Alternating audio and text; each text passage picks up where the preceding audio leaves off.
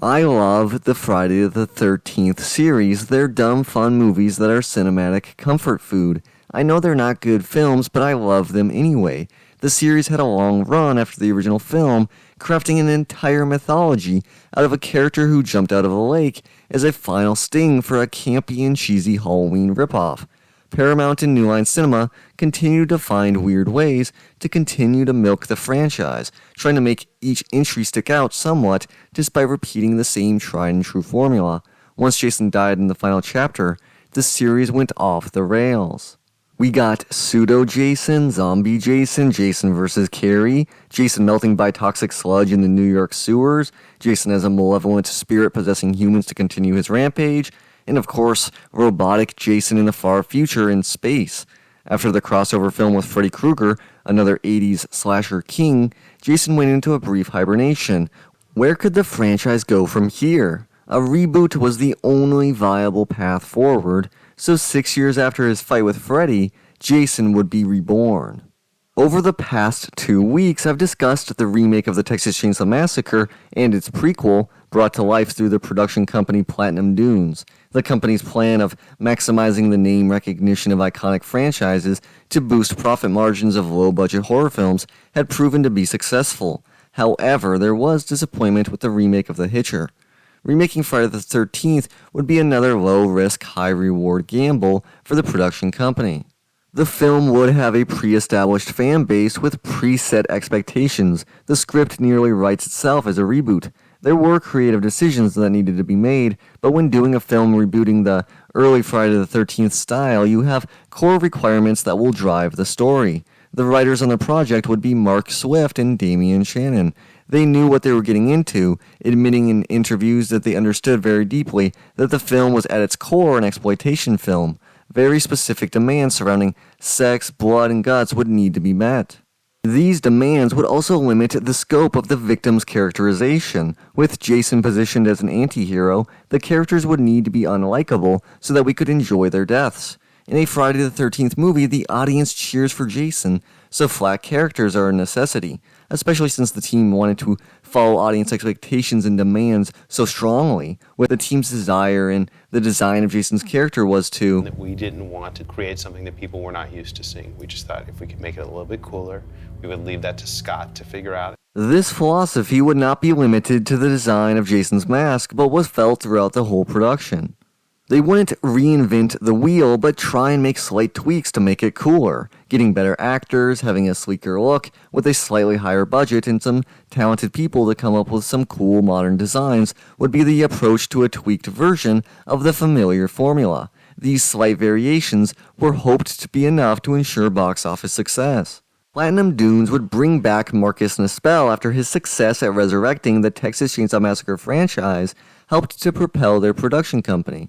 He would bring back Daniel Pearl as cinematographer, Ken Blackwell would be editor on the picture, Lisa Fields would be responsible for the casting, and Jeremy Conway would serve as production designer, with John Frick brought in for art direction.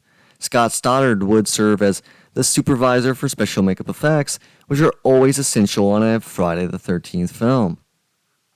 The cast would feature Derek Mears as Jason Voorhees, alongside Jared Padalecki, Danielle Panabaker, Amanda Rigetti, Travis Van Winkle, Aaron Yu, Arlen Escarpetta, and Richard Burgi.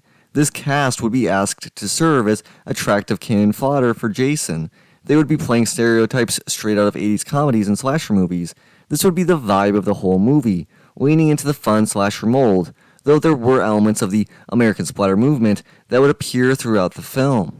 Marcus Nispel and the team would make a few changes to the mythology of Jason, with the introduction of him running and his use of tunnels, as well as streamlining his transformation in the first 4 films into the first half of the film.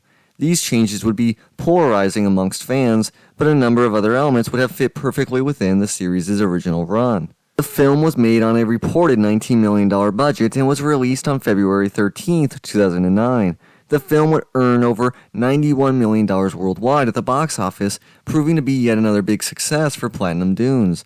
The film was met with negative critical reception. Most critics point to its lack of originality as a major problem, while giving faint praise for the film's ability to execute its formulaic fare decently. Nathan Lee's review for the New York Times does a decent job of distilling the overall critical response. He states, quote, "The surprise is that it does so with vicious aplomb, massacring its generic clutch of topless young girls and their inebriated boyfriends, assembled at a lavish summer house around the way from Camp Crystal Lake, with a gleeful sense of fun." Fun? Granted, most people's notion of entertainment doesn't involve watching sexed-up, beer-guzzling morons impaled, decapitated, or burnt alive, but there's an itch for this kind of material, and here it's scratched to the bone. End quote. Lee notes the film isn't a remake of the 1980 original, with that serving as a pleasant fact for the critic who calls that film lousy. While I have spoken about my frustration with mainstream critics' dismissal of horror classics, I agree with Lee here. I don't find the original film particularly special, unique, or even that good of a film. There isn't a single film in the entire series that I would confidently call a good movie. I love the series despite the films themselves not being particularly great. I think that the choice to turn this remake into essentially a greatest hits version of the first 4 entries in the series is a wise one in this regard, allowing the filmmakers to move through time in a way that frees them up to showcase more of the best of what makes this series work. With all this being said, how does the team do with the remake? Is the film good? Does it matter? Let's explore Friday the 13th. The film accomplishes its goals, as unambitious as they are, with relative ease. This is a slicker, newer, but fundamentally familiar Friday the 13th film. The shifts in the formula provide something interesting to talk about, but don't fundamentally take away from the core of the series. While there have been numerous fan complaints over the years surrounding the fact that Jason runs in this entry and the use of tunnels, I find these changes to help the film. Without them, there would be hardly anything that would make this stand out. It also showcases the film's dabbling into the aesthetic traits of the American splatter film movement. The tunnels and the chaining up of Whitney are reminiscent of torture chambers from Saw and Hostel. These are only brief flashes, however, as the film leans into its identity as a fun slasher movie. These movies had mostly gone out of style in the era of much more brutal, bleak, and earnestly gruesome horror films of the early 2000s. This would be a callback to the goofier era of slasher films that emerged during the slasher cycle of the 1980s. This movie does that style pretty well, as we get completely ridiculous and flat characters, walking stereotypes who only serve as pretty faces to be killed by Jason. This hurts the film by permanently capping the ceiling that the film can reach. The actors' performances are solid for what little they are given, with Travis Van Winkle giving a particularly memorable performance as Trent. The dialogue is funny at times, though it becomes grating over 90 minutes. Derek Mears gives a cool performance as Jason. This is a physically imposing and ruthless take on the character, and matched with the well-done costume design, helps to elevate this take on Jason into a lofty position in the series' history. The characterization of Jason is not elaborated on much, which is perfect. The streamlining of the mythology serves as an asset for the narrative, allowing for the film to work as a story told around the campfire, which is where the series works best. The opening 25 minutes of the film work very well to establish the tone of the picture. A well-edited and beautifully paced distillation of the series being done in such a short period showcases just how much minimal story construction is necessary to create one of these films. Nispel continues to showcase his visual talent, though the layered environments, brutal atmosphere, and tone of his Texas Chainsaw remake are not replicated here. Daniel Pearl does a good job with the cinematography, with some truly beautiful shots. Probably the best shot film of the series. The higher budget is noticeable, and the crew is passionate about bringing this series back to life. Despite this, the backlash to even the minor changes they made showcases the tough restrictions they were facing. There ultimately is a lack of originality that hampers the film, with the philosophy of sticking true to the original, but making it cooler showcased clearly throughout the film. The goal is accomplished, but in a way that takes away from some of the series' charm. This is still a fun, dumb movie, but not a good one. It is one I'm glad was made, and I wish it had spawned some sequels. While I don't love studios continuing to milk their IPs until they're completely dry, continuing to make Friday the 13th films until the end of eternity, and continuing the loop of Jason's violence against dumb teenagers is something that I'll always want to see, regardless of how silly the plot needs to be to justify another film.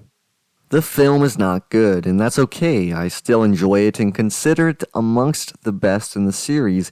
It's got some truly awesome kills with great special effects. Derek Mears makes for a truly intimidating Jason, and the film's visuals are pretty to look at.